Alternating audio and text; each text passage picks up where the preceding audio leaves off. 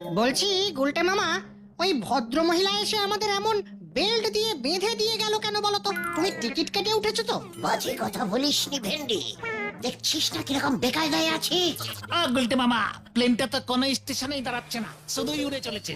সেটাই তো দেখছি, কন্ডাক্টরকেও দেখতে পাচ্ছি না, কি হচ্ছেটা কি?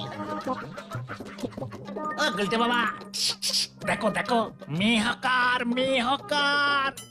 চুপ কর, প্লেনে মেয়ে হকারই থাকে, খবরদার কিছু চাইবি না কিন্তু, অনেক দাম নিয়ে নেবে। এগুলো কিন্তু একটাও বোতলের লজেন্স নয়। কে মানে টাকায় কটা? পুরোটাই ফ্রি। দেখি পুরো ফ্রি। ভেন্ডি তোল। এই আমাদের জন্য কিছু রাখো গুলটে বাবা। এই এই এই কি রে, গেলাম গেলাম। এ কি রে, প্লেন দুলছে, সুতো কেটে গেছে মনে হয়। বাঁচাইয়ে, বাঁচাও বাঁচাও। মনে হচ্ছে তেল শেষ হয়ে গেছে।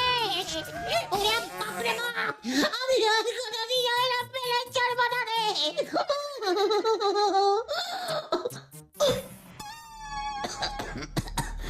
সাত সকালে গুরুদেব কি আবার কোনো চিঠি পাঠালো নাকি?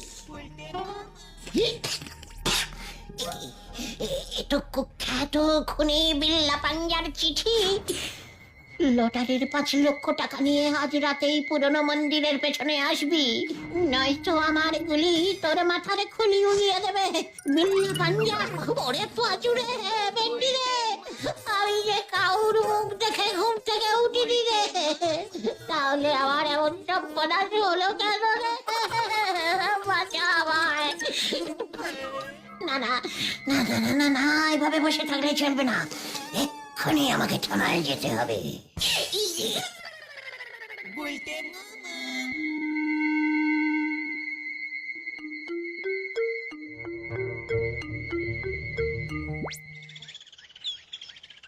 কি কাণ্ড! এই কাণ্ড তো তুমি বাদিয়েছো হে গুলটে। ওই নড়ার দৌলতে এই গলতপুর কেন, আশেপাশের 4-5টা গ্রামও জেনে গেছে তুমি কি কাণ্ড। মানে তুমি যে 5 লক্ষ টাকা লটারি পেয়েছো।